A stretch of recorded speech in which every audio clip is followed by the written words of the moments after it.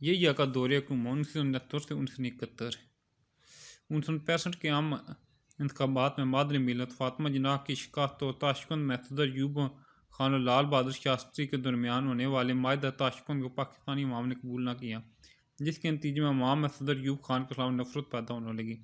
طلباء نے کالجوں اور یونیورسٹیوں میں صدر ایوب خان کے خلاف احتجاج شروع کر دیا۔ ایوب خان کی معاشی اصلاحات کے ثمرات عوام تک نہ پہنچ سکے بلکہ دولت چند ہاتھوں میں مرتکز ہو کر رہ گئی۔ اسی دوران صدر ایوب خان کے قریبی ساتھی اور اس وقت کے وزیر خارجہ ذوالفقار علی بھٹو نے معاہدہ تاشقند پر اختلاف کے باعث وزارت خارجہ سے استعفیٰ دے کر نئی جماعت پاکستان پیپل پارٹی کی بنیاد رکھی، جس میں عوام سے بھرپور شمولیت اختیار کی۔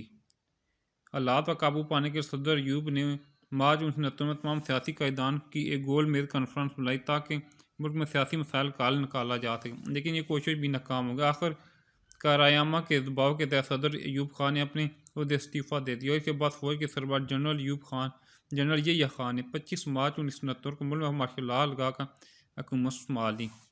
جنرل یحییٰ خان نے ملک کی سیاسی صورتحال سے پوری طرح آگاہ تھے، لہٰذا ملک کی باغ دور سیاسی قائدین کے حوالے کرنے کے لیے ملک میں 5 اکتوبر 1970 کو عام انتخابات کا اعلان کر دیا۔